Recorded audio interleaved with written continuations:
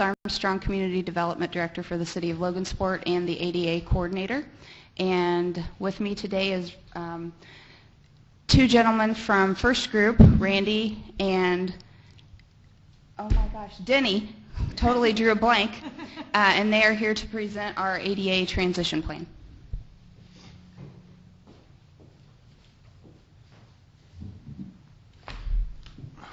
Good afternoon. Good afternoon. Close up a little bit. As we go through this, if you have any questions, just kind of shout out. I kind of tend to do things a little informally. And then after we get done, if there's any comments from the public, we would certainly like to hear. These things aren't always real well attended, but sometimes we get a few good questions from the people that do come. American with Disabilities Act was originally passed in 1990, and it had within it 5 titles. And one of the titles is specifically Public Services and Transportation. And basically what that title says is that municipalities need to provide facilities and programs that do not discriminate against people with disabilities. And by that, it's looked at primarily as far as access and the nature of the programs themselves. Within them, that act is the requirement that all of the facilities that are under jurisdiction of municipalities be brought in line with the current standards. Fortunately, the federal government, in one of the forms of good business, looked at this and said this is not going to happen all on day one after we pass this act. But they did say that it needs to get done, and the cities and the counties and the states need to have a transition plan. A transition plan identifies where the deficiencies are, how much the costs are to fix those deficiencies, and some type of priority system as to how those are going to be attacked, as well as stipulations of officially putting the city on record of being supportive of the ADA Act, and to have a grievance procedure. So within those elements, we are essentially the ones that comprise a transition plan.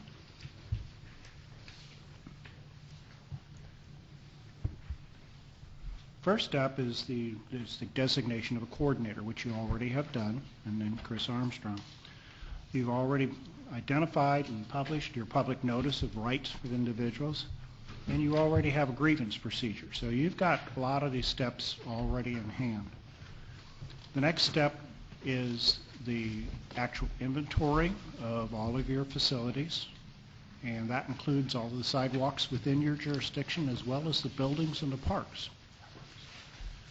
You need to identify design standards that you're going to have these things brought up to. They're basically, the ADA standards are handled out through the Federal Highway Administration. They trickle down to the state of Indiana, and usually they're the best reference to use as far as widths of sidewalk ramp details, that type of thing. And then within the ADA website, there are current architectural standards that are to be followed.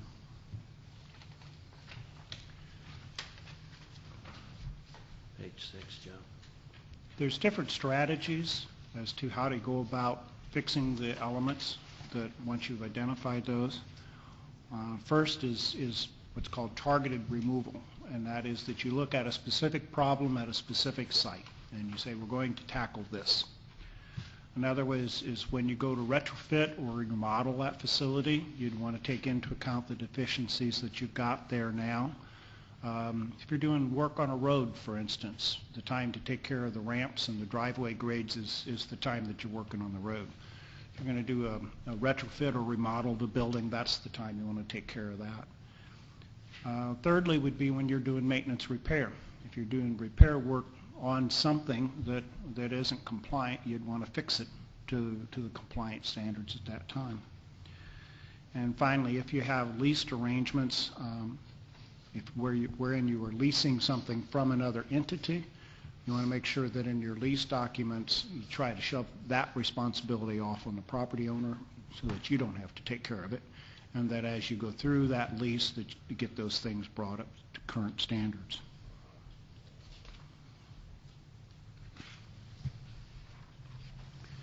We went through and looked at all of your sidewalks and curb ramps and driveways throughout the whole community, made an inventory of those that are good and those that are deficient, and what those deficiencies are. Good news is you now have that inventory, and Chris will take possession of that. I think maybe we already have given it to her. The bad news is it's about $7 million to fix everything.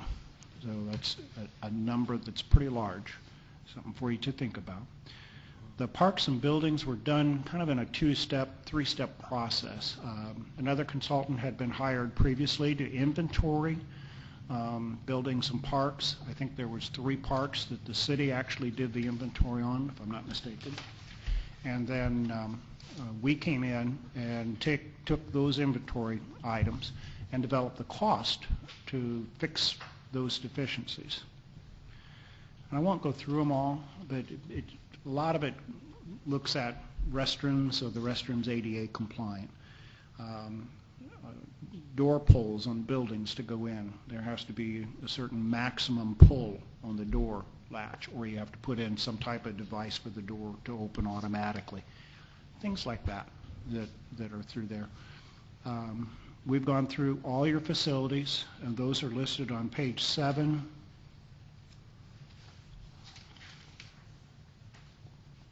Through 21. And they get fairly specific, but they do reference back to the inventories. The inventories are much more specific as far as what they found specifically as deficient, and what our architect did was take those and provide you with a option to do the fix for those. In some cases there's multiple ways of this can be addressed. We tried to pick a middle to a high road cost so that you've got kind of a maximum dollar type of a thing to be looking at.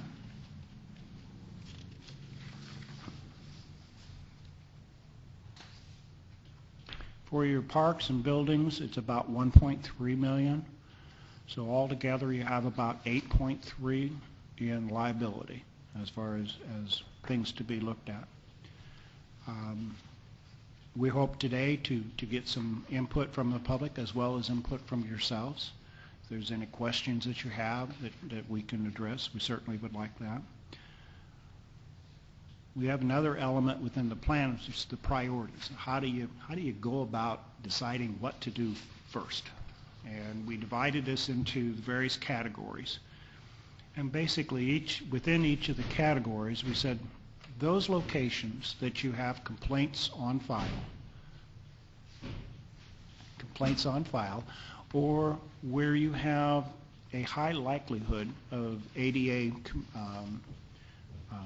persons using that facility, these are the ones you'd want to look at first. For instance, sidewalks. If you have sidewalks in or around nursing homes, hospitals, pharmacies, that type of thing, where there's a high likelihood of ADA people wanting to get access, needing to use those sidewalks, those would be areas that would be a high priority to look at. Second priority, where there is just routine city business that is done. And then other priorities would be beyond that as far as the priority ranking. We do not specify how you compare a building to a sidewalk, to all the sidewalk at an intersection. We will leave that up to you to look at as those conditions come about. You may get, for instance, 10 locations where you may be considered your first priority things, but you may only have money to do 5 of them. And I think at that point you have to look at each case individually and decide, on each merit, which ones you want to go after and fund first.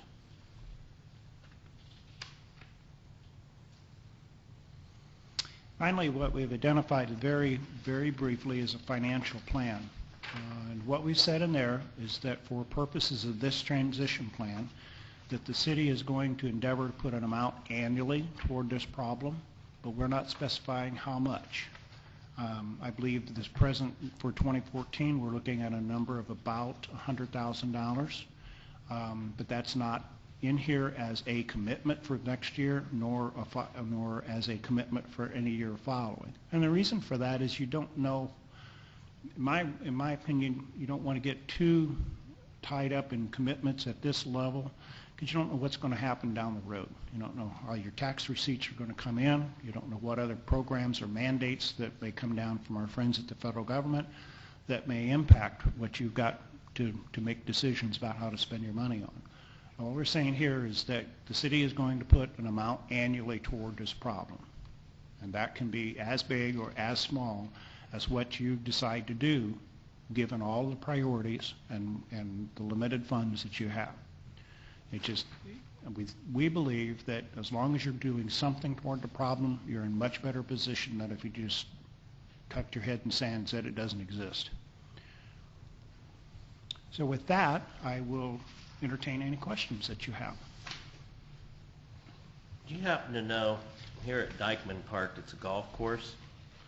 It's like it says drinking fountains, non-compliant. Is that drinking fountains in the clubhouse, or is that out on the golf course, drinking fountains? That I'm not sure. I think there's actually only one on the golf course. Is out on the course? Yeah. Okay, then it's probably that one. And there, the simplest fix is to provide a second height drinking fountain. Is that so a wheelchair can get to it? Uh-huh, exactly.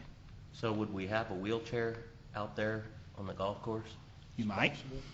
You do have disabled golfers. I know, they would use the golf cart probably. That's true. That's So- true. And it can be as simple as putting a water jug down at that height. Doesn't have to be an expensive They fountain. also have water coolers there that are at the ground, on the ground, so would that take care of that? As long as they can reach it from Yeah, a, okay.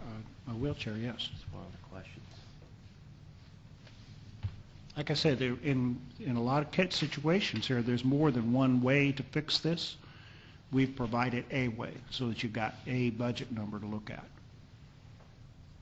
Is every community going through this right now?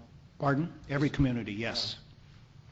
Every community, every county, and the state of Indiana. Essentially every municipal, or not municipal, but every governmental jurisdiction. So we have like another thing at Dykeman Park here, it shows upper and lower pavilion at parking. I would believe that that would be the upper one would be the big one. It's in the back of the golf course. The lower one's probably where you go back in that drive. If that's the case, you know, I would think before you would spend $15,000 to get a sidewalk back there, you'd probably tear that pavilion down. And if you did that, would take care of that issue? Possibly. Because it's just a shack back there. Okay. Again, you've got some flexibility here. We've identified all of the items.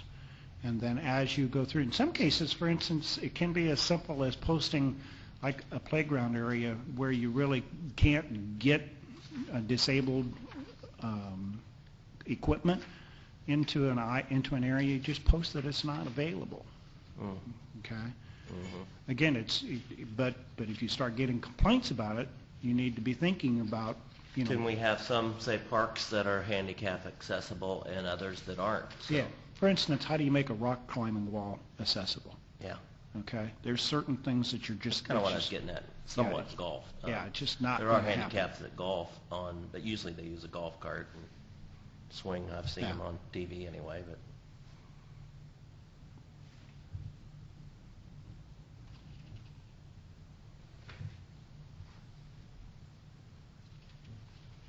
Okay. It Would- appears that we've budgeted $100,000 in the 2014 budget for ADA compliance. Yes. That's the first time I'm ever aware of any money being appropriated for that. And I just was looking at the budget to see. Now, would we want to kind of try to go to our worst case scenario in this huge list we got here for if we would start on that $100,000?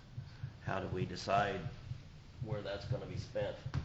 I talked to Chris Armstrong and do what she tells me to do. They do have those identified as priorities. So I would think that you would want to look at the first priorities first, you know. Where's that set priorities at? That's in those different, in each of those areas, the priorities. Okay. It's on page 23. Oh, I didn't make it that far yet.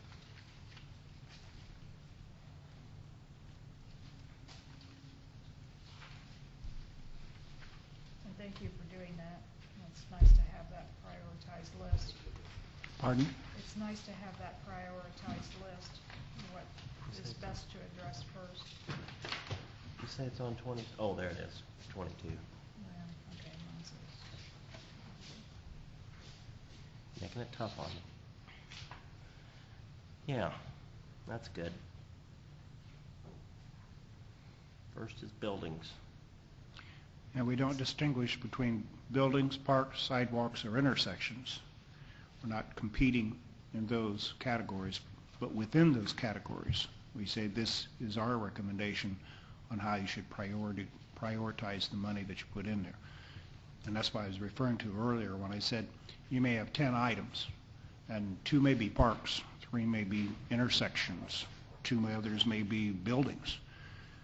This doesn't tell you how to spend that money. What we are suggesting to you is you look at each of those on the individual merits and you decide internally what you think are the highest priorities. We're looking at right now, we're working towards actually getting rid of some of our parks, either through people adopting the parks or one way or another. I would say if the city still owns the park and it's just being taken care of by a group, say, we would still be responsible for the ADA. But Yeah, now if we actually got rid of ownership of that park, then we wouldn't be responsible for that, would we? That is correct. Okay.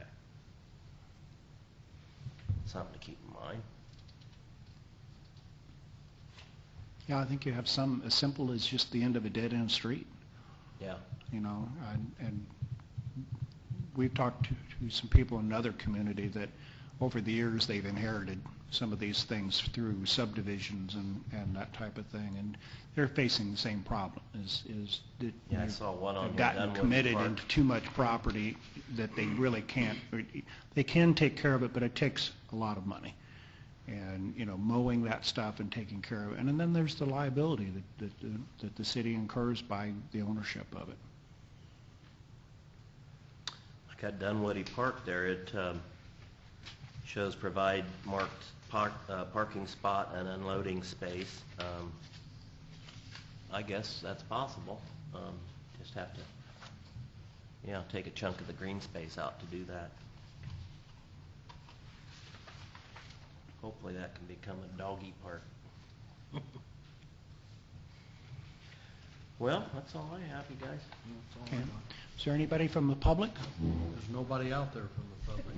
Mitchell? Okay. Mitchell, do you have any questions? A news guy, that's it. Just want to spell this gentleman's name. Could you spell your first name is Randy, right? Was it Denny? Yeah, Dennis Cobb. Steel, I'm Randy Willard. Oh, you're Randy. Could be anybody here. Did you, Joe? What's that? I didn't think there would be anybody here. Okay, well, if we have no other comments, we'll, I guess, declare this part of it, the public hearing, closed. Thank you. Thank you very much. Thank you. Appreciate your efforts.